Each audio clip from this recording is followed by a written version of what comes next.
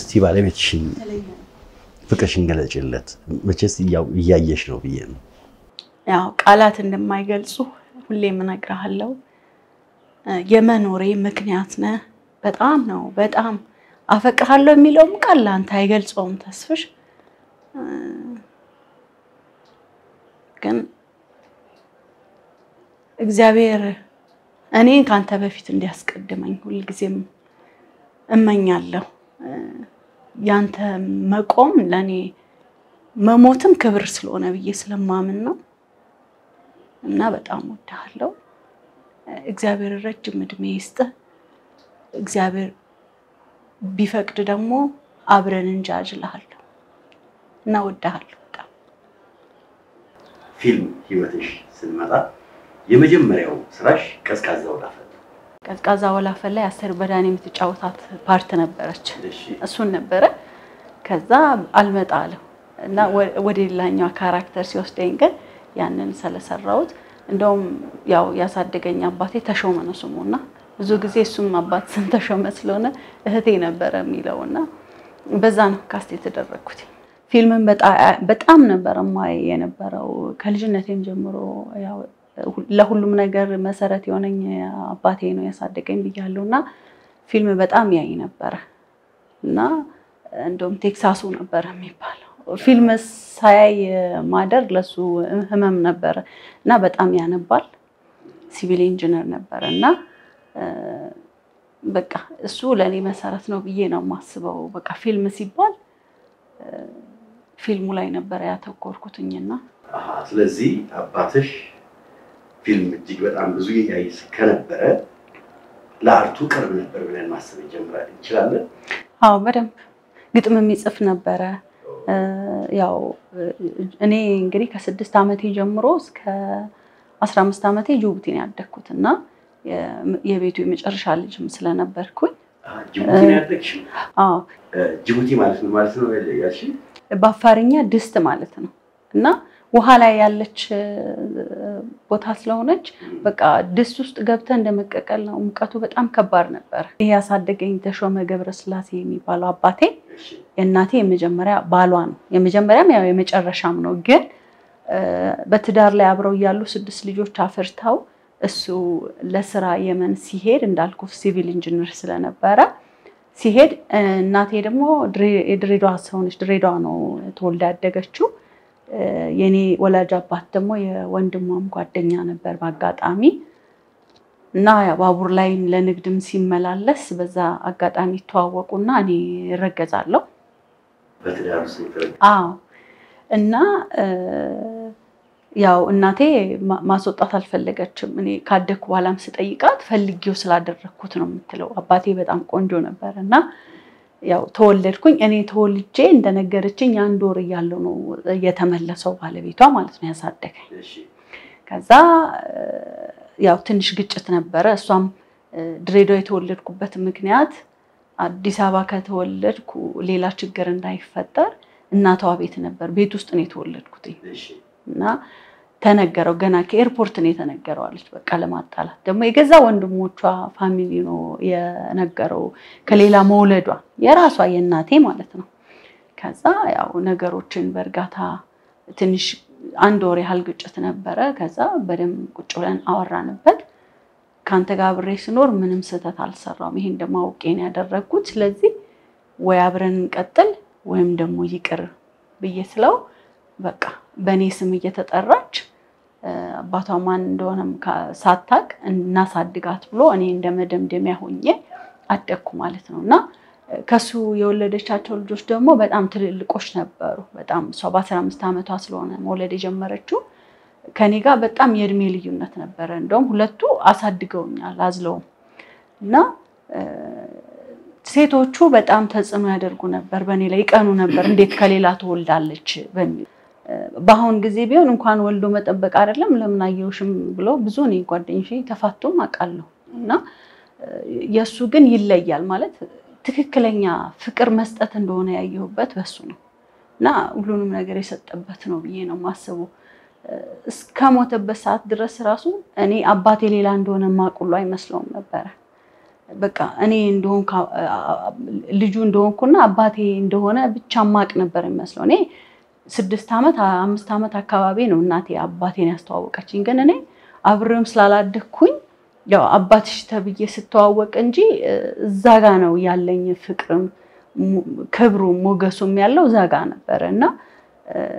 ሳድግም ብዙ መስዋዕትነት ከፍያለሁ እሱ ላለማስቀየም። ምክንያቱም ወላጅ አባቴ ስም ቀየረሽ አሜሪካን ሀገር ልውሰድሽ ሲለኝ አልፈልግም ነው ያልኩት። ምክንያቱም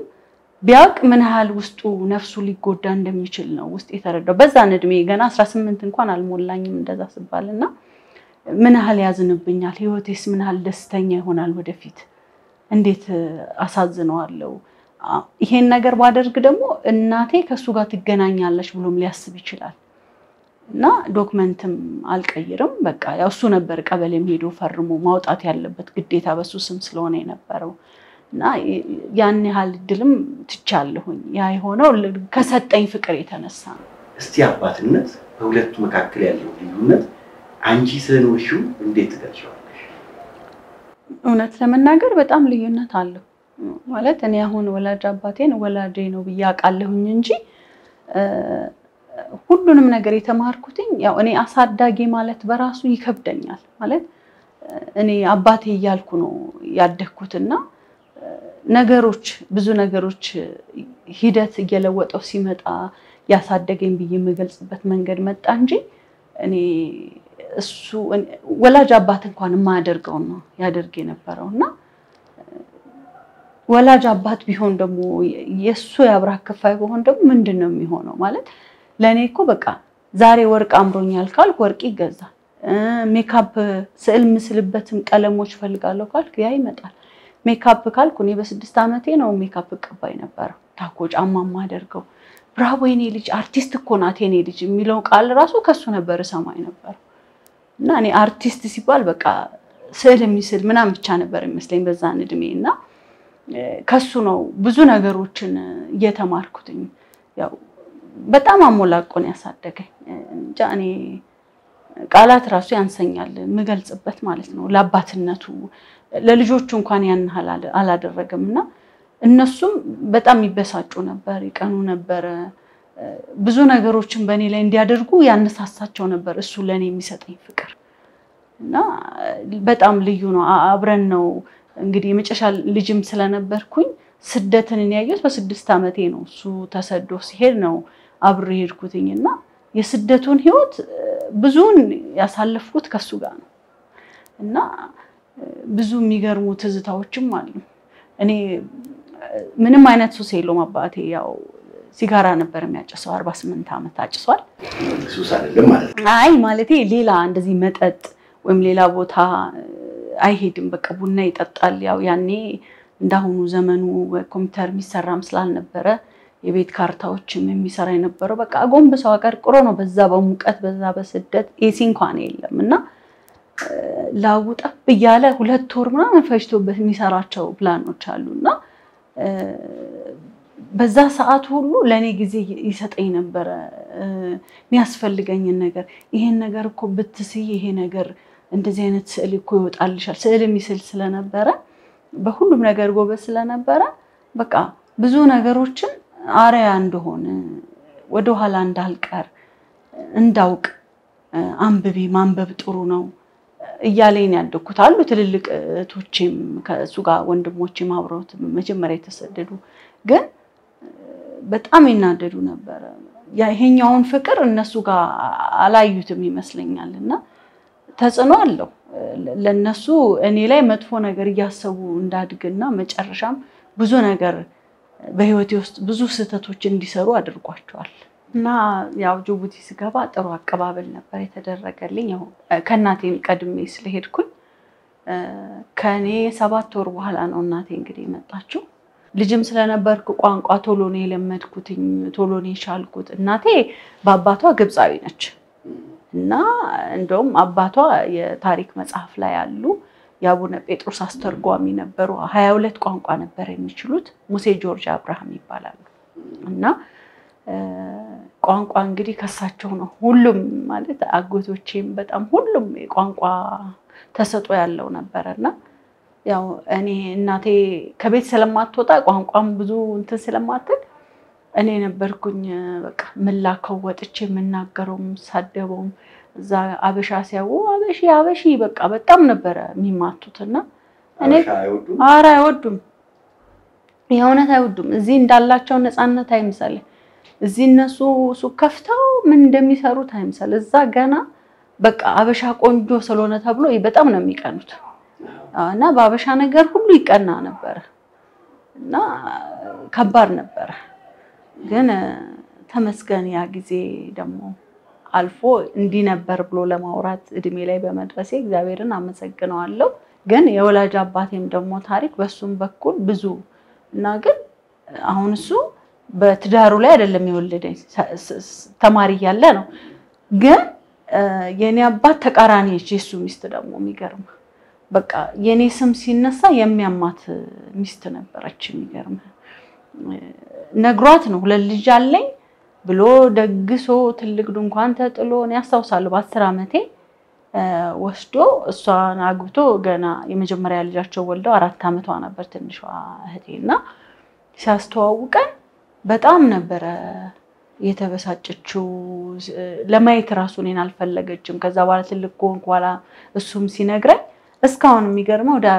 እንግዲህ ወደ 30 ምናምን አመት በላይ እዚህ እጁ ላይ እንደታቱ የነከሰችው አለ በኔ ምክንያት ያኔ ሲያስተዋውቀን ለሊቱ ሙሉ ስታሳድደው አደረች ነው የሚባል ሰፈር ለሰፈር እና አሁንም የኔ ስም ሲነሳ እኔ አላቅም ለምን እንደሆነ በጣም ነው በዛም ምክንያት ደግሞ ተፋቱ መጨረሻ ላይ 4 ልጅ አፍርተው እኔም አሜሪካን አልሄድም አልኩኝ ስም ቀይራ ትምጣ ሲባል እኔም አልፈልግም አልኩኝ በቃ ምክንያቱም አንደኛ እዛ በሄድ እሷም ሰላም እናቴም ፈራች ሰላም ማገኛል መሰላትም እኔም ደግሞ የበለጠውኑ አባቴን ማስከፋ መሰለኝ በዛ ወቅት ደግሞ የሚገርም ገና 11 ያክፍል ምናምን ነኝ ዲቪ ደርሶኝ ነበር እና በሁለስም ደግሞ ኤምባሲ መግባት አትችልም ስለዚህ እኔ ዲቪው ደግሞ ያኔ 12ኛ ክፍል ወረቀት ከሌለ በሆነች ኬዝ ይጥሉሃል ወይ በፊርማ ወይ በሆነ ነገርና ያው እኔ እምቢ ብዬ የሱን እድል ዲቪም ደርሶኛል እሱ ለሞከር ብዬ ኤምባሲ ገብቼ ቪዛ በሆነች ምክንያት ያው ጣሉኝ 12ኛ ክፍልም ስላልተፈተንኩኝ ያንን ልክ እንደተበላሸብኝ በሳምንቱ ደግሞ ያው እሱ የሚስቱና ልጆቹ ቪዛ ተመቶላቸው አሜሪካን ሀገር ገቡና እኔ አልሄድም ስላልኩኝ የጓደኛውን ልጅ በኔ ስም ወሰዳት እና አሁንሷ ብዙ ቤተሰብ ወስዳ እዛ መስርታ እስካሁን በኔ ስም ነው የምትጠራው ሳባ ፍርድ አወቀ ነው የምትባለውና እንደውም ይሄንን ነገር ሚዲያ ላይ በመናገሬም አኩርፎኛል ብዙ ያኮረፉኝ ሰዎች አሉ በዚህ ነገር በቃ አባቴም ጭምር ድጋሚ አኩርፎኛል አሁን ያገባት ሚስቱ ለዚህም ደግሞ እግዚአብሔር ይመስገን ከምንም በላይ የለመንኩትን የተባረከ ትዳር መድኃኒዓለም ስለሰጠኝ አመሰግናለሁ የምር አባቴ እንደግም ያገኘሁት እስኪ መስለኝ አይነት ነው ባህሪው እና ጓደኛዬም ነው በቃ እኔ ስለሱ መገልጽበት ቃላት የለኝም ቃላቶች አይገልጹትም ለሱ ባልነት ወንድምነት ጓደኝነት ምንም የሚቀረን ነገር የለም በቃ ምንም ቢፈጠር በየሰከንዱና ይሄን ሐላመትም አብረን እንግዲህ 25 አመት ቀላል ጊዜ አይደለም 25 አመት አብረን ቆይተን ስልክ አስሬ ወይም ከዛ በላይ እንደዋወላለንና አብሮት ሰው ካለው ወይም ጋር ካሉ እናንተ ምንድነው የምታወራው አይልቅም እንዲወራያችሁ አይሰለቻችሁም እንዴ ይላሉና እኛ ግን ሁሌም አዲስ ነገር ነው የምናወራው በየሰዓቱ በየሰከንዱ እና አሁን ለመቆሜ ለአሁን ማንነቴ በህይወት እንድኖር እንድቆም ያደረገኝ ደግሞ ባለቤቴ ነው የምር እና እኔ በቃላት አመስግኜ ማልገልጸው ትዳር እንዴት ነው ደስ ይላል ብዙ ተፈትነንበታል እኛ ተጋብተናል ብለን ያመነው ከተዋወቀን ጊዜ ጀምሮ ነው ምክንያቱም ተዋውቀን እኔ ወዲያው ነው በሶስተኛው ቀን ቤተሰብ እናቴን ያስተዋወቅኩት ያው አምጣችሁ አስተዋውቁን እንባላለን ቤት እና ግምገማ የሚሰጥበት በዛ ጉዳይ ላይ እና እሱም ወዲያውን ያስተዋወቀኝ ቤተሰቡን ሳምንትም አልፈጀንም ስንገናኝም ያው ጓደኛ እንሆናለን ትዳር ይኖረናል ብለን አላሰብነውም ምክንያቱም እኔ ማርሻል አርት ሰራ ነበር የኔ አሰልጣኞች የሱ ጓደኞች ናቸው በአጋጣሚ ደግሞ ወላጅ አባቴ ፒያሳ ሬስቶራንት ነበረውና እዛ ሬስቶራንት ሄጄ እሱም ማርሻል አርት ያስተምር ነበር የዛኔ ባለቤቴ እና ፊልም ለመስራት እያወሩ ነበር እኔ የደረስኩት እዛ ወይ በቃ እንደውም እንደዚህ አይነት ሰው ነው የምፈልገው ካስት እናርጋት ተባለ ካስት አደረጉኝ በዛ ነው የተዋወቅነው ግን ፊልሙን እየተለማመድን ፊልሙም በጣም ደስ የሚል ፊልም ነበር እግዚአብሔር አልፈቀደም አልተሰራም ግን እኛ እግዚአብሔር በፊልም ውስጥ እኛን የሰራበት ጊዜ ነበር ለኛ አብሮ መኖር ምክንያት የነበረው ያ ጊዜ ነበር ግን እኔ ጓደኛ ነበርኝና ያ ጓደኛ ተቶኝ የሄደበት ጊዜ ላይ ስለነበረ በቃ እሱ ባሌ ይሆናል ጓደኛ ይሆናል ብዬ አላስብም ምክንያቱም እዛ ጋር መጥፎ ስሜት ስለነበረ በቃ እንደ ኖርማል ጓደኛ ነበር የቆጠርኩት አዛ ግን ቀስ በቀስ ነገሮች የተቀየሩ በቃ ልቀጥልበትም አልቀጥልበትም ግን ማስተዋወቅ አለብኝ ብዬ ቤተሰቤን አስተዋወቅ እሱም ኛ ቤት መጥቶ ያድራል እኔም እነሱ ቤት አድራለሁ ከዛ በኋላ ደግሞ ያው ያሳደገኝ አባቴ ድንገት ሲሞት በኑሮ ሂደት ኃላፊነት ጫና እኔ ላይ ሲመጣ ቤት ተከራይተን መኖር ጀመረን እየኖርን ነው ደግሞ አብረንም እየኖርን ነው ከ10 አመት በኋላ ሰርግ ራሱ ያደረገው ከተጋባችሁ ከ10 አመት በኋላ ማለት ይቻላል ከዛ በኋላ ነው እንደውም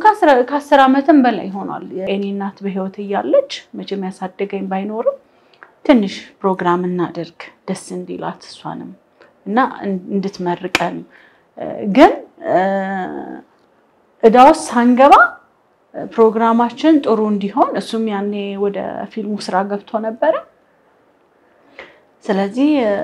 በቃ 100 ሰው ከኔም ከሱም የሩቅ ሰው የለም በጣም ቅርብ አክስት አጎት በቃ እህት ወንድም ባለበት የተወሰኑ ጓደኞቻችን ባለበት ጥሩ ጊዜ በሆቴል በደንብ በቃ አድርገን ነው ያሳለፍነውና ለኛ አዲስ አልነበርም ያው ሴሬሞኒው ነው እንጂ ሌላው ነገር ህይወቱ እንዳለ ነው መቤቴ ከዛ ጊዜ ጀምሮ ነው እኔን ወደ ክፉ ነገር እንዳልሄድ ከዛ ውስጥ ልታወጣኝ የሷ ከልጇ ጋር በምህረት እንድጎበኝ ነው ከዛን ጊዜ ጀምሮ ነውና ካደኩም በኋላ ደግሞ ያወኩ ስመጣ ቤት ውስጥ የሚደረጉትን ነገሮች የሚመለኩትን ነገሮች ያወኩ ስመጣ ይሄንን አምጡ ይሄንን ግዙ በቃ እናታችን በጣም ስታመማለችና በቃ ይሄ ነገር ካልተደረገ እኮ እሷ ትሞታለች ሲባል እኔ ደግሞ ያለችኝ እሷ ስለሆነች ምንም እንድትሆን ስለማልፈልግ ምታዘዘውን ነገር አረግ ነበርና መንፈሱም በሷ ላይ ሲመጣ ምናምን ያስፈራራል በተለይ እኔ ላይ ፎከስ ያደርግ ነበር መንፈሱ በሷ ላይ ሲመጣ ማለት ምን ማለት ነው ያው በቃ ምንድነው ቃቢ ነው የሚባለው ማጓራት ነው ከዛ በኋላ በቃ ይናገራል ማለት ነው እና እኔ ላይ ነበር ትኩረቴ ነበር ሁሉ ጊዜ ማለት ነው አንቺማ ነበር የሚልኝ ተከጂኛለሽ አንቺ ትንሿ ምናምን ነበር የሚልኝ ከጻነት ጀምሮ ማለት ነው እና በጣም በቃ ስም ሁሉ አላቸውና በቃ ዛሬ የገሌ ቀን ነው እየተባለ ነበር የሚደረገውና ለምሳሌ የገሌ ማለት ምንድነው ስም አላቸው ማክሰኞ ቀን ለገሌ ነው ቡና የሚፈላው ተባላለ ገባ አዳልሙት ይባላል ወሰንጋላ ይባላል ጠቋሪ ይባላል እንደዚህ ነው እየተባለ የሚደረገው ማለት ነው ቡና የሚፈላው የቡና ሴሬሞኒ የሚታረድም ካለ የሚታረደውና በዛ ህይወት ውስጥ ስለሆነ ያደኩትኝ ያው ለኛ እኔ አሁን ብዙ ጊዜ ጥያቄ በጣም መጠይቅ ወዳለውና ስጠይቅ የእግዚአብሔር መልአክ እንደሆነ ነው የሚነገረኝ ማለት ነው አድጌ እስከማቀው ድረስ ማለት ነውና ትልቅ ከሆንኩኝ በኋላ ግን ምን ሆነ አሁን ከጅቡቲ እኔን በቃ ትምህርት እንዳይስተጓጎሉባት ተብሎ በ15 አመቴ ወደዚህ ስላክ እዚህ የነበሩት ወንድሜና አንድ እህቴ ነች ይዛኝ የመጣችው እናቴ እዛ ቀረች ከአባቴ ጋር ማለት ነውና በዛን አጋጣሚ እኔ 7ኛ ክፍል ፈለገ ዮርዳኖስ ነበር የተማርኩት እዛ ስገባ ቄርቆስ ቤተክርስቲያን ቅርብ ነው ፍለፊቴ ስለሆነ ቤተክርስቲያን የሚሄዱን አጋጣሚ እግዚአብሔር አመቻቸልኝ ማለት ነው ማንንም ቤተሰብም ሳይወስደኝ ሳያስተምረኝ ምንም ሳላቅ ማለት ነው ከዛ ሄጄ መዘምራን ሲባል መዘምራን መዘገባለሁ ከዛ አገለግላለሁ እኔም የቂርቆስ ልጅ ስለሆንኩ ገርሞኝ ነው ሙሉ ቀን አነበር ትምህርት ምንማር የነበረው መሳሳቱ ሰፊ ነው እና በዛ ሰዓት ክፍል ውስጥ መዝሙር እናዘጋጃለን መዝሙር ሰፊ መዝሙር እንደገና ደግሞ ትንንሽ ድራማዎችን እንሰራለን መንፈሳዊ ድራማዎች እየሰራን ከዛ እናቴ ከአንድ አመት በኋላ ስትመጣ ሌላ ማህበር አቋቁሜ ማህበር ውስጥ ገብቼ መዘምራን ሆኜ ስታገኝ ልትገለኝ በቃ ልትገለኝ እኔ ሳልፈቅድ ያው መንፈሱ ሳይፈቅድ እንዴት መጥፎ ነው እንዴት እንደስተኛልሽ ለምን እኔ ቤት ውስጥ የነበሩትን ቃዎች ምናም ልጥልስል ተደረሰብኝ ማለት ነው በጨሌ የሚመለከው ምናም ሚሊዮን ሁሉ ልጥልስል ተደረሰብኝ ማለት ነው እንድንሞት ነው ወይ ማን ነው እዚህ ውስጥ የከተተሽ ብላ በቃ እናቴ ብዙ ነገር ከዛ እንደገና አስወጣሽኝ ማለት ነው ከመዝሙሩ ከአንድ አመት በኋላ ወጣው ማለት ነው ግን እንደዛም ሆኖ ልብ ያለው ግን በቃ ያው የማርያም ጋር ነው እግዚአብሔር ጋር ነው በሆነች አጋጣሚም ሳገኝ ቤተክርስቲያን እሄዳለሁ ተደብቄ በሆነ ነገር ማለት ነውና ያው መጽሐፍም ብዙ እንትን ባላቅም እምነቱን ጥልቅ ብዬ ባላቅም ግን በቃ ያን ጊዜ ደግሞ ቄሰስ መንግስቱና ማረሳው በየቦታው እየሄዱ ያስተምሩ ነበር የእናቴ ልጅ ናቸው እናቴ ልጅ ከዛ ደግሞ ባታዬ ገብረ መስቀል የመጡበት ጊዜ ስለነበረ በቃ ስብከት ምናም በደንብ ይሰማል እኛ ደግሞ ላንቻ ነበር የምንኖረው ወይ እስጢፋኖስ ወይ ቂርቆስ ሄዳለሁ በሆነ አጋጣሚም ከተላክ ወደዛ ነው የሚሄደውና እንደዚህ ያልኩኝ ያው በአጋጣሚ ያው እንግዲህ ከባለቤቴም ጋር ሰገናኝ ለካ ባለቤቴም ደግሞ ቤተሰቦቹ በዛ ውስጥ ያሉ ናቸው በደንብ በቃ የእናቴስ ያው ለራሷ ብቻ ነው ያንን ነገር የምታረገው የባለቤቴ ደግሞ ቤተሰብ አባቱ መጀመሪያ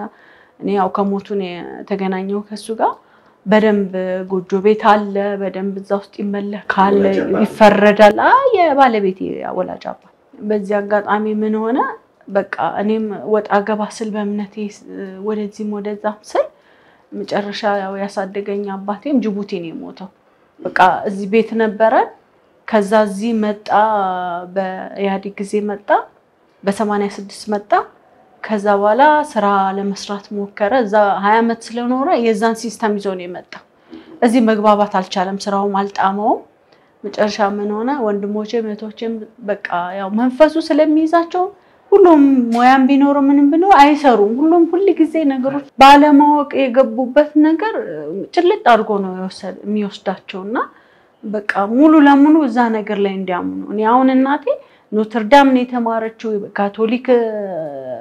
እንትን ውስጥ ነው ያደገችው ሚስዮን ውስጥ ነው ያደኩት ነው የምትለውና እስከ 9ኛ ክፍል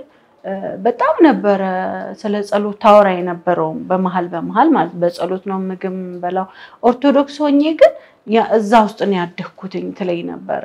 ግን በኋላ ላይ ያው አባቷ አረብ ናቸው ብዬሃለው በኋላ ነው እሷ ትዳር ስትይዝ ነው እዚህ ሲስተም ውስጥ የከተቷት አባቷም በአባቷ በኩል እናቷም በእናቷ በኩል አለባት ማለት ነው እና በቃ ይሄ ውቃቢው ክርስቲያንም አለው ሙስሊምም አለው ሲታመን ማለት ነው እና ለኔ አንቺን ነው የሚመለከተው ትለይ ነበር ሁሉ ጊዜ ስለዚህ የውቃቢው ማረፊያ አንቺ ነሽ እንደዛ ትለይ ነበር እሱ ደግሞ እሷ ላይ በሚወርድ ጊዜ አንቺ እቺ ትንሿ ተብሎ በቃ እኔን ስተው የስድብ ማለት ነበር የሚወርድብኝ እኔ ደግሞ አረሰው በልጅነቴ ያሳለፍኳቸው ነገሮች ስለማረሰው እንደዛ ይለኝ ነበርና ሌሎቹ ትልልቆቹ አይጠጉም ብዙ ጊዜም ቢመጡ ቢያደርጉም ለናቴ እንትን አይደለም እነሱ ላይ አይደለም ትኩረቱ እኔ ላይ ነው ሁሉ ጊዜ ትኩረት የሚደረገው ማለት ነው የሆነ ነገርም ስትታመም ደፋር ስለነበር እስኪ እንደዚህ አይነት ቦታ ሂጂ ትለኛለች እንደዚህ አይነት ቦታ ጠይቄ ትለኛለች እና እኔ ዋናው አላማዬ መታዘዝ ከዛ በእናቴ መመረቅ ነበር ፍላጎቴ እንጂ ያዛን ነገር በቃ አፊ ቡና ስባል አፈላለው ሲከፈት ይሄ መንዙማ ምናምንም ሲባልም እላለሁ በቃ የሚሉትን ነገር አረጋለሁ ግን እኔ አይገባኝም እንደገና ደግሞ እመቤቴ በዘርፋፋ ቀሚሷን የከለለች የእውነት እኔ ለኔ ያረጋችው ነገር እኔ እንጃ ያ ሁሉም ለየራሱ እንደየራሱ የሚደረግለት ነገር አለ ግን የኔ ደግሞ ይለያል ቅድም አንድ ጥቅስ ጠቅሳ ስለነበር ነው ከዛ ያው ባለቤቴም ቤተሰብ ጋር ስገባ ይሄኛው ሲስተም ቀጥሏል ስለዚህ ያው ሁሉም ጋር አንድ ከሆነ ብለህ ታጨበጭባለ የሆነ ነገር ሲያረጉ ታደርጋለ ግን ውስጥ ደስተኛ አይደለም ወደ ሆነው መንገድ ቢሆን ደግሞ ወደ ቤተክርስቲያን መሄድ አይቀርም እና አንዳንድ ባለቤቴን ጠይቋል ቁጭል ስንል ቆይ ገና አሁን ይሄ መንፈስ ምንድነው የጠቀመው ጥቅም ወይ ምንድነው መላክ ነው ምንድነው ለዋለሁ እሱ ደግሞ ለማስረዳት ይሞክራል የግራና የቀኝ የሚባል አለ የቀኝ ወቃሚ የግራ ምናምን የሚባል አለ ሲሰጠንና እንደዛ በመገባው መልኩ ሊያስረዳኝ ይሞክራል ግን እኔ አይዋጥልኝ ባከን እኔ እስካሁን ድረስ ያየሁት ነገር በቤተሰብ ውስጥ ፓንተም ይሁን በኔ ቤተሰብ ውስጥ ውድቀት እንጂ መነሳትን አላየሁም እሺ ምንድነው የሚጠቅመው ከዛ በዛ መሃል እንዳልኩ ሰርጋችንን አደረገን እስከዛ ጊዜ ድረስ ቤተሰብ ነበር በቃ ማገለግለው ምጦረው ያልሰራው ስራ የለም መስተንግዶ ሰርቻለሁ 16 ሰዓት ሰርቻለሁ መስተንግዶ ያውነት በቃ አጥንቴን እስከሚያማኝ ድረስ ሰርቻለሁ ምክንያቱም ለኔ የሚመስለኝ ላሳደገኝ አባቴ ውለታ የመለስኩ ነው የሚመስለኝ ትልቁ ነገር ደግሞ እናቴ በድሎት ስለኖረች ያን ነገር ድንገት ነው ያጣችው ለምን ቤት ተሸጠ ቤቱን ሸጦሱ ቤት ተከራየና መኪና ገዛ ቼንቶ ወንዶቹ እንዲሰሩበት ማለት ነው እነሱም አመት ሳይሞላ መኪናውን ዱቄት አረጉት ከዛ ያለው አማራጭ የቀረውን ገንዘብ ይዞ ወደ ጅቡቲ መሄድ ነው የነበረበት ለስራ ማለት ነው 10 ወር ስራ እንደምንም እየሰራ ያለ ታመመ ፉድ ፖይዝን ተባለ ከዛ የተከራየንበት ቤት ይቆጥራል እኔ ደግሞ የዛኔ የምግብና ተምሬ ነበር እኔ ስማር ግን ያው ለምግቡ ለማወቅ ሳይሆን እናታችን ታስተምረናለች ወደ ሜካፑ ስራ እየገባው ስለነበረ ወደ ፊልሙ ይጠቅመኛል ለሜካፕ ስራ ብዬ ነው እሱ ነው እንደው ማስመዝግቦኝ ሄዶ አባቴ ማለት ነው ከዛ እዛው ታመመ ፉድ ፖይዝን እዛው በ10ኛ ወር አረፈ ድንገት 5 ቀን የታመመው ከዛ እኔ ያለኝ አማራጭ በቃ የእናቴን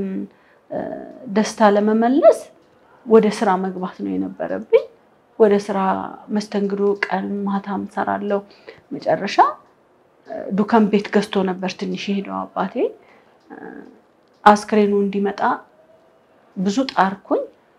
13 ቀን ቆየ ሳይቀበር ማለት ነው ጅቡቲ ያለውን ደግሞ የገብርኤልን ቤተክርስቲያን የሰራው እሱ ነው ፕሬዝዳንታችን እዛ አምባሳደር ነበሩ ሳለ ወርቅ ማለት ነው እና በቃ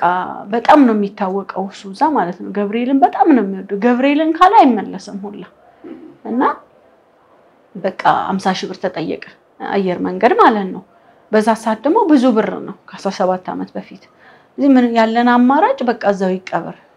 እንግዲህ ዚው ሁሉ ልጅ ያለው እዛ አንደቴ ነበረች አብራ ከዛ የኔ ታላቅ ደግሞ ነበረ እኔ በቃ ሄዳለሁኝ ብዬ ሰዎች አስተዋወቁኝ ኤምባሲ የሚሰራ ጅቡቲ ኤምባሲ ቪዛ ሊያስመታልኝ ሲል አይ ከሴት ወንድ ይሻላል እሱ ይተባለና በቃ በህይወት ይያለ ይዘሆና ብዬ እሱ ላኩት እሱ ሄዶ በ3ኛው ቀን ሞተ ማለት ነው ከዛ 13 ቀን ቆይቶ አስክሬኑ ተቀበረ ማለት ነው ያው በደንብ እዛው በሞተር በምን በደንብ አስደርገው ፕሬዝዳንቷ ያውኗ እዛ ስለነበሩ አስቀበሩት ማለት ነው እዛ በቃ ህይወት የዛኔ ነው ከባድ የሆነው ለኔ ማለት እንዴ አንተ ያገል ጠይቀሽ እንደው የአባትሽ ሞት የዚህ የመንፈስ አሰራር እጅ አለበት ብለሽ የምታስቢው አለበት ምክንያቱም እናቴ ስታወራ ነው እንግዲህ እኔ አባቷን አልደረስኩባቸውም ከመወለዴ 3 አመት ምናም በፊት ነው የሞቱትና ድንገት ነው እሳቸውም ድንገት ነው የሞቱት ትላለች ጓደኛቸው ቤት እንደተኙ ነው የሞቱ የተገኙት እና አባቴ እንዲቀበሩ የቀብር ስነ ስርዓታቸውን በደም ሐውልት ምናምን አሰራ በየስለ ባክሽቴ ምን ይሰራል በቃ ብሎኝ ነበር ስለዚህ በዛ እርግማን ነበር ያንተን መጨረሻ አሟሟት አሳያለሁ ብሎት ነበር ትላለች መንፈሱ የሱ አባት ሲሞቱ ሐውልትም የቀብሩን ስላላስደረገ ማለት ነውና አሁን እዛ ሄዶ በሰው ሀገር እንዲሞት የሆነ የዚህ አስተዋጽኦ ነው የምትለው እሷ ከዛ በቃ ለመጀመሪያ ጊዜ ቤት ተከራይቼ ወጣው ማለት ነው ለብቻዬ ከዛ ቤት ተከራይቼ ደሞዜ 200 ብር ነው የቤት ኪራይ 250 ብር ነበር የምከፍለው እና ስላልበቃኝ ሁለት ስራ ገባው ማለት ነው ቀንና ሌሊት ማለት ነው እና አንዳንድ ጊዜ ቀን ያዩ ማታ ላይ ሲያዩኝ ይገረሙ ነበር እንዴ አንቺ አይደክምሽም እንዴ አሜሪካን ሀገር እኮ አይደለም እዚህ እና ድካሜ ስለሚያሳዝናቸው የሚገርም ቦር እስከ 3000 ብር ቲፕ አገኝ ነበር በዛ ሰዓት ማለት ነው እና ምግብ ራሱ እኔ መጠጥ ምንም ነገር ሳማልጠጣ በሰው ሲጋብዝህ እንግዳ በምግብ ይቀየርልኝልና እኔ ስታፍ ምግብ በልቼ ያ ምግብ በሳምንት አንድ ቀረፍታለኝ 7 ምግብ 8 ምግብ የሚው ክትፎውን ምን ሆነም እንዳይከፋት እሷ ድሮ ለሁሉ አብይ ነበር ሰብስባ ደግ ነበርችልና ጭኛ ሄዳለሁ ዱከም ማለት ነው እና የዛን ጊዜ 4 ብር ነበር ትራንስፖርት ሚኒማስ ከዱከም መሄጃ ማለት ነው እኔ የተከራየሁትኝ መስቀል ፍላወር ነው ለሊት 10 ሰዓት ስራ ጨርሼ ገብቼ እስከ 12 ሰዓት አረፌ 12 ሰዓት ተነስቼ ዱከም ሄዳለሁ ዱከም ሄጄ ቁጭ ብሎ ነው ስራ የሚጠብቀኝ ጀራጋ ግሬ ቤት አጽድቼ ልብስ ካላጥቤ ሁሉ ነገር ሰራራና ከሷ ጋር ደግሞ 3 ተኩል እመጣለሁ ወይ 4 ሰዓት 5 ሰዓት የምሳ ሰዓት ደግሞ ምግብ ቤት ለመግባት ነው ትልልቅ ሬስቶራንት ነበር የምሰራው ጣሊያን ሬስቶራንት ምናምን ቋንቋ ምንም ስለምችል አልቸገርም ነበር ከዛ በዛ ደግሞ ቲፑን ደግሞ አንቺ ቤትሽ ሙሉ ስለሆነ የለመርሽው ያልኩ እዛ ብቻ ወደ 8 ነው 9 ሰው ነው እሷ ጋር የሚኖረው የሚገርም እኔ እዚህ እኮ የተጠበስኩኝ እዛ እነሱን አኖራለሁ የነሱ ልጆች ትልልቅ እነሱ የሚወልዱኝ የሚያሳድጉኝ ናቸው እህቶቼ የምነግርህ በጣም ትልልቅ ናቸው ከዛ እንደዛ ያለን እየተኖረ ባለቤቴም አብሮኝ ነው ስራ ጀመረ እሱም የካሜራ ስራ ጀመረ ከዛ ደሞዝ ያኔ ትንሽ ነው ግን ኑሮ ቆንጆ ነው ስለዚህ በቃ እሄዳለሁ እሷ ጋር የየቀን ተግባሬ ነው ያ እንደዛ ማድረግ ማለት ነው ከዛ ሴት ቡና አፊ ይባላልው ይሄንን አድርግ ይባላልው የሆነ በዓላት ወቅት ሲመጣ እንደዚህ አይነት ዶሮ ያስፈልጋል እንደዚህ አይነት በግ ነው የሚታረደው እንደዚህ ያ ሁሉ አደርጋለሁ ማለት ነው ከዛ ምንም ይቀራይ ነገር የለም መባለውን እኔ በቃ እሷ መስሞት ነው የሚመስለኝ በሰከንድ ውስጥ እና ያንን ያደረኩኝ 4 አመት እንደዚህ ሰራው ማለት ነው ከዛ በቃ እየደከመኝ መጣ ከዛ ባለቤቴም በስራ ውስጥ በዚህ በአርት ውስጥ በደንብ ሲገባ ካስት ተደረኩ ማለት ነው ፊልም ላይ ከልብ የሚለው ፊልም ላይ ካስት አደረኩኝ ከዛ በቃ እናቴ አሁን አትቀየመኝ ይቅርታ አድርጊልኝ ባይ የሚላጡ ወጥ ነገር የለም አባቴም ይያለ እሱ ይለፋል እነሱ ተኝተው ይበላሉ አልተለወጠም አሁን ደግሞ እኔ ብቻዬን ሁሉ ቤተሰብ ያስተዳደርኩኝ ምንም የተለወጠ ነገር የለም ስለዚህ በቃ እኔ አሁን ወደ ሌላ ስራ ልገባ ነው ብዬ ፊልሙን ያንን ሰራው ማለት ነው ለዛው ከፍያ ኖሮት አይደለም የሰራሁት በቃ የአርቱ ፍቅር ስለነበረኝ ወደዛ መመለስ ፈለኩኝ ሜካፑንም በዛው ጀመርኩኝ ያንን ከልብ ፊልም ሜካፕን በነፃ ሰርቼ ኮስቲዩም ሰርቼ ባለቤቴ ነበር የሚቀርጸው የነበረው እሱ ደግሞ በጣም ነው የሚያበረታታኝ በቃ ፊልሙ ላይ ራሱ መሳሰም ያለበት ሲል ላይ ራሱ እየተሳሳምኩ ነው የሰራሁት እና እሱ እየቀረጸ ባለቤት ሽያየ ከዛ እንደው በልጁ አፍሮ አልስምም ሲል በቃ ካልሳምካት እንዳትሰራለው በቃ የሚያዘን ስክሪፕቱ የሚያዘን ነው መስራት ያለበት ብሎ እንደውም አንድ 3 ቦታ ነበር ሁለቱም ቦታ ልጁ አልሰራም ብሎ እምቢ አለ ከዛ ያ አንድ ቦታውን ብቻ በቃ አንዴ ብቻ ነው መስማት አልሰራም ብሎ ያንን ስራ እየሰራው እና አንቺ ግን በመሳምሽ አመንሽበት ምክንያቱም እዛ ጋር ካራክተሩ አንቺ ነው አይደለሁም ብዬ ነው ማስበው ካራክተሯን ነው የምገነባው እንደው ካራክተሯ ስትይ ካራክተሯ የተለየ አካል የተለየ ስጋ አላት እንደ ካራክተር በቃ መንፈስህን ሁሉ የምትሰጠው ለዛ ካራክተር ነው ስለዚህ አንቺ ስጋ የዛች ካራክተር ስጋ እንጂ ያንቺ አይደለም ብዙ ደረጃ እኮ አለው መጥፎ የሚባል መስራት የማትፈልገው ደረጃ አለ ግን ይሄ የሲኑ አንድ አካል ነበር ምክንያቱም በቀል ለመበቀል እዛ ጋር ማንነቷን የምትሸፍንበት ፓርት ስለነበረ ነው እንጂ ሌላ በሌላ መልኩ ቢሆን ወይ ሮማንቲክ ሲን ቢሆን ላልሰራው ይችላል ግን ፊሊንግስ ነበረው አረ በፍጹም ምንም ማለት በቃ እዛ ጋር ያለውን ነገር ነው እኔ ማታለሉ ነው እንጂ የምትሰራው ካራክተሯ ሌላ ነገር አልነበረም እና ለናቴ መሄን ነገርያት ወደዚህ ስራ ተመለስኩኝ ባለቤቴም ብዙ ስራ መስራት ጀመረ በጣም ዶክመንተሪ ይሰራል በቃ የተሻለ ነገር መምጣት ጀመረ ከዛ በቃ ለምን ሰርግ አናደርግ አለ ሰርግ አደረገን ማለት ነው እናቴም እንድትመርቀን በሚል ማለት ነው ከዛ ከሰርጉ በኋላ እንግዲህ በቃ እስካሁን ቤተሰብ ጦርናል አሁን ደግሞ ልጅ መውለድ አለብን እስካሁን ልጅ ቢመጣ ምን እንሆናለን ይያለን ነበር ራሳችንን ስንከለከለ የነበረው ስለዚህ አሁን ልጅ መውለድ አለብን አባብለን ከዛ ያው መውለድ አስበን ስንሞክር ብዙ ነገር አልሆነም አልተሳካም ወደ 1 አመት ምናምን በዛ መሃል ግን እኔ ገብርኤል ቤተክርስቲያን ሁሌ ሄዳለሁ ሁሌ ጸበል ወዳለሁ ሄዳለሁ ቤተክርስቲያን ሲሄድ የ90 አመት በላይ የሚሆኑ አንድ አባት ነበርና እዛ ልጅ የላችሁም በጣም ነው ያው ስናገለግልም እናገለግላለን ያው እንዲያረኩ አይባልም እና የለንም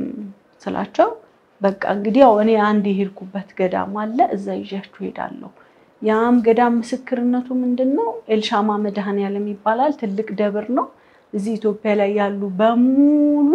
ባለቅኔ ከዛ ደብር ይወጣ ነው እና እኔ 12 ልጅ ነበረኝ 11ን ቀብሬ አንድ ልጅ ነው የተረፈኝ ሁለቱን እንደም አስመርቂያቸው በማግስቱ ነው የሞቱት እና አንዱን ልጄን ግን እዛ ደብር ላይ ሄጄ ባክህን ብኩን ሆኗል ሱሰኛ ሆኗል እና ዘሩን አሳየኝ ብያልኩት እኔ እዛ ደርሼ ስመጣ እሱ መንታ ልጅ ወሎ ጠበቀኝ ለካ ሚስት ይዟል እና የዛን ስለስላስገባ ነው 12 ወንበር ይዤ የሚሄደው አብራችሁን ትሄዳላችሁ አሉ እሺ ያልናቸው ባጋጣሚ ደግሞ እናቴ እኛ ጋር ነበረች ለህክምና መታ ወደ 3 ወር ቆይታ ነበረ በይማ አሁን እንደዚህ አይነት ቦታ ላይ ስለሆነ አንቺም ወደ ቤት መሸኘት አለ ቅር ይያላት ማለት ነው በቃ መሄድ አለብኝ እንደዚህ አይነት ነገር እንዴት ነው ስለቀር አላት እዛ በቃ ደግሞ ሰሞኑን ትመጫለሽ አልኩ የሚያስፈልገው ነገር ሁሉ ጭነን ሸኛን ማለት ነው ተነስተን ሄደን በ26 ነበር ጥር 26 ሄደን በ27 አንግሰን በ28 መልከ ጸዲቅ የሚባል ገዳም አለ የሰው አጽም የማይበሰብስበት እዛ ገብተን መኪና ላይ ደግሞ እየሄድን እያለ ለካ ባለቤቴ አያውቅም የባለቤቴ አገር ነው የምንሄደው ከዛ ለየት ነው የምንሄደው ብሎ ሲጠይቅ መኪናው ያለው በሙሉ ሰው የሱ ዘመዶች ናቸው አባቱ ስጋ ዘመድ ያ ደብርም ለመጀመሪያ ጊዜ ያሰሩት አባቱ ናቸው እነ ያምልኮንም ያመለኩ ግን ለደብሩ አስተዋጽኦ ያደርጉ ነበር በዛ ሰዓት መብራት በሌለ ሰዓት ማሾ ምናምን ሲገዛ ሁሉ ባለቤቴ ነው ተልኮ ገዝቶ ሁሉ የላከው ሲነግሩት ማለት ነው ከዛ በደም ተቀበሉን በደም ያቶ ገሌ ልጅ መጣ ተብሎ በደም በቃ አስተናገዱን ከዛ መጣ በሉ ብለው አንድ አባት ዘይ ነበር እሱ ዘመድ የደብሩ ኃላፊ በዚህ ቀን ግንኙነት አይደረግም እኔ አላቅማው የቱ ግዝት እንደሆነ ይዛን ሰዓት በእምነቴ ምናምን ብዙ እንትን ስላልነበርኩ ያው እንዳልኩ በራሴ ጥረት እንጂ ሚነግረኝ የለም እሺ አለ ከዛ በኋላ በ28 ተመለሰ አስታውሳለሁ በ30 ነው በአንድ ነው መሰለኝ ግንኙነት ያደረግነው ወዲያው ነው በ10ኛው በ20ኛው ቀን እኔ ያርግዣለሁ ያው ከዛ በቃ ብዬ ለማንንም አልተናገርንም እስከ 4 ወር ምናምን እስከሚሆነኝ ድረስ ሳልናገር ከዛ በቃ እናቴም ጋር ሄጄ አላቅም በፊት በየ3 ቀን ነበር የምሄደው ከዛ የዚህ የቤቶቹንም ስለምፈራ በቃ ልክ እንደ ዲቃላ እየፈራው ሽፍን ይያልኩ ነው ቁጭ ምለው በቃ እንዲታወቅ ስለማልፈልግ ማለት ነው ከዛ እናቴ ጋር ሄድኩ ማለት ነው ለነግራት እዛ ሲል ጋሪ ላይ ወጥቼ መጀመሪያው ማለት ነው ሁሉ ጊዜ አሞሳ ሄድ ቡና ታስፈልጋይ ነበር ከዛ ልክ ሲሄድ ጋሪው ተገለበጠና ቱቦስ ገባው አሁን ወደ 4 ሜትር የሚሆን ቱቦስ ገባው ማለት ነው ጠባሳው እስካሁን እዚህ ላይ ያለ ባሳየ ማለት ነው የዛሬ 10 አመት ከዛ ፈረሱ ደንብሮ ወደ ኋላ አለ ልጁም የሚነዳው እሱ ለራሱ ወረደ እኔ ይሄ ደንበደም ሆንኩ ለእናቴ ደግሞ ነግሪያት የሆነ ቦታ ልካኝ ወጥቼ ስመለስ ነው ያ የሆነው ከዛ ለምን እስካሁን ደበቅሽ ያው ገፋ ሲል ስለሚባል ነው ከሳቶች ምናምን ቅራላቸው ብታይ በቃ ደበራቸው አይፈልጉም በቃ እኔ ህይወት እንዲስተካከል አይፈልጉም ከዛ በቃ ምን ማላልኩም ወዲያውኑ ማምሸን አዲስ አበባ መጣውና አልትራሳውንድ ስነሳ አይ ደህና ነሽ ግን ጥንቃቄ አድርጊ ብሎ ተቆጣኝ ዶክተሩ እዛ ሰዓት ደግሞ አንድ ፊልም ተዋውዬ ነበር እኔ አንድ ወር ያለው የተዋዋልኩት ጁሌት ሚል ፊልም ተዋውዬ ነበር ፊልሙ ሌት ሆኖ ወደ 7ኛ ወሬ ምናምን አካባቢ ነው መሰራት የጀመረው እኔ ደግሞ በይሉንታ በቃ ገንዘብ ተቀብዬ እንዴት ሳልሰራ ብዬ በቃ ሆለታ ምናምን ብዙ ቦታ የሚወስድ ሲን ነበረው በጣም ብዙ እየተንገላታው ነው የሰራሁትኝ ማለት ነው ለራሴም ለርግዝና ማላቅም ምን ይደረግ ምን አይደረግ ዶክተሩ ማይነግረኝም ምንም በቃ የተጠነቀቁት ጥንቃቄ የለም ከዛ መጥቼ እናቴ ሁሌ ማክሰኞ ቡና ታፈላለች ከዛ እሷም ጋር ሲሄድ ማክሰኞ ቀንም ማክሰኞ ቀን ነው ይሄ ነገር የደረሰብኝ ከዛ በሳምንቱ ማክሰኞ ደግሞ ወደ ቤት እየሄድን ባጃጅ ውስጥ ሆነ ባጃጁ ተገለበጠ እኔና ባለቤቴን ያለ ነው ከዛ ባጃጁ ተጋልብጦ እታች ቁልቁለት ዳገት ነው ቤቱ ቁልቁለት እታች ተገኘ ባጃጁ ምንም ሳይነካው ማለት ነው ከዛ አሁንም ዶክተሩ ጋር ስመረመር አይ አሁንም ደህና ነሽ ግን ታይ አለኝ እሺ ብዬ የዛኔ በቃ ወደ ቤተክርስቲያኑ ዝም ብሎ ያው ለምን እንዴ ኤልሻማ ይጂ መዳናለም ይሰጠኝ እንዴ ምናምን የኔ ይሰጥሻል ስባል ለምንድን ነው እንዴ እግዚአብሔር በሰጠኝ ብዬ በቃ አንተም ብያለሁ ተናድጃለሁ ከዛ በሳምንቱ ማክሰኞ ደግሞ ቤት እየወለወልኩ ላይ ደረሽ ታች ወረድኩ አዳልጦኝ ማለት ተፈጠፈኩ አሁንም እጄ ስመረመር ዶክተሩ ከዚህ በኋላ እኔ ጋር እንዳመጪ ጥንቃቄ ማታረጊ ከሆነ ለአሁን ደህና ነሽ አለኝ እሺ አልኩት ስንት ወር ሆነሽ ማለት ነው እርግዝና 9 ወር ገባ ከዛ 9ኛ ወሬ ገብቶ ሙሉ 9 ወሬ ሞላ በ9 ወሬ ቼክአፕ ሲሄድ ዶክተሩ በጣም አልበላሽም ጉዳት አለብሽ በጣም ኪሎ ትንሽ ነው ኪሎዋም በጣም ተጎርተሻል ስለዚህ ሪፈር ነው ምጽፍልሽ ጳውሎስ እና አስቸጋሪ ነው ሁኔታው አለኝ